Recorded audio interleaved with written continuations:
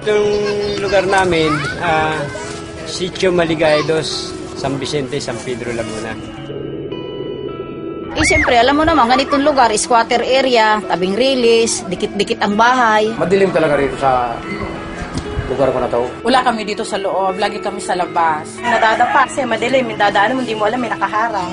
Tutulog na lang ako, wala ilaw eh. Ang tawag nila sa akin dito si Mang Dimi Solar. Napaliwanag ko yung mga bahay nila magdilim.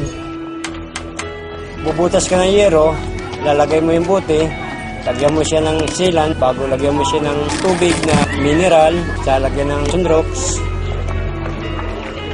Bago kabit mo sa bahay, lagyan sealant mo para hindi tumulo. Ganun lang kasimple yun. Dati yung ganito, ito kadilim nung bago ko pagkakapitan. Ngayon, nung kapitan ko na, ito na ang liwanag niya. Yan ang liwanag. Pumili po ako kasi bote lang, tubig. Maliwanag na yung bahay mo. Bumaba yung ano ko, binayaran ko ngayon. Simula nung makabitan ako dito. At saka itong solar bottle valve na to, hindi mainit.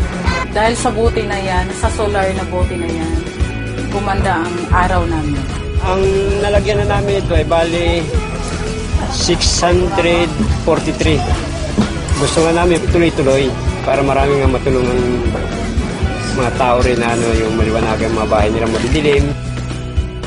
Parang katulad na rin ng bumbilya. Sa atin natin nakakalimutan at pakinabangan na ngayon.